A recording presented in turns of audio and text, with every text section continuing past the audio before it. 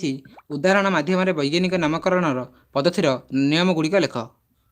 देख ताले तुमने 1 नंबर क्वेश्चन उत्तर ये भाव में लिखिपर ठीक अच्छे। तो उदाहरण दब देन तुम कौन ना वैज्ञानिक नामकरण प्रणाली गुड़िक लिख ठीक अच्छे क्यों भाव में वैज्ञानिक नामकरण कराए ठीक अच्छे। 1 नंबर उत्तर यह लिखिपर यार पीडीएफ टेलीग्राम ग्रुप में मिल डिस्क्रिप्शन बॉक्स में मुझे टेलीग्राम ग्रुप लिंक देती जॉइन करनी। देख 2 नंबर से रही निम्नलिखित जीव मान वैज्ञानिक नाम लेख बाघ धान गाई एवं मनुष्य। तो लिखा आम देख 2 नंबर प्रश्नर उत्तर गुड़िक ठीक अच्छे।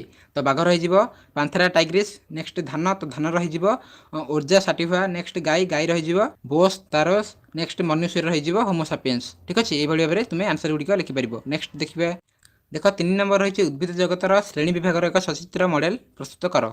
तो देखिए आम आंसर ये भाव में तुम गोटे मॉडल तैयारी कर ठीक अच्छे। तो प्रथम ये भाव में लिख ठीक अच्छे। प्रथम स्पेसीस जाति देन जीनस प्रजाति देन फैमिली वंश ऑर्डर वर्ग ठीक अच्छे। ये भाव में कलरिंग करके लिखिपर सहजरे। क्लास श्रेणी नेक्स्ट फाइलम और डिविजन पर्व नेक्स्ट रही किंगडम जगत देन जगत पर उद्भिद जगत बा प्राणी जगत। उद्भिद जगत अर्थात प्लांट किंगडम एवं प्राणी जगत अर्थात एनिमल किंगडम ठीक अच्छे। तो ये भाव में तुम्हें मॉडल गोटे तैयारी कर। तो यही भाव में आम 3टी जाक प्रश्नर उत्तर गुड़िक देखिले ठीक अच्छे। तो नेक्स्ट आम हिस्टोरी और जियोग्राफी आंसर गुड़िक नहीं आसवा।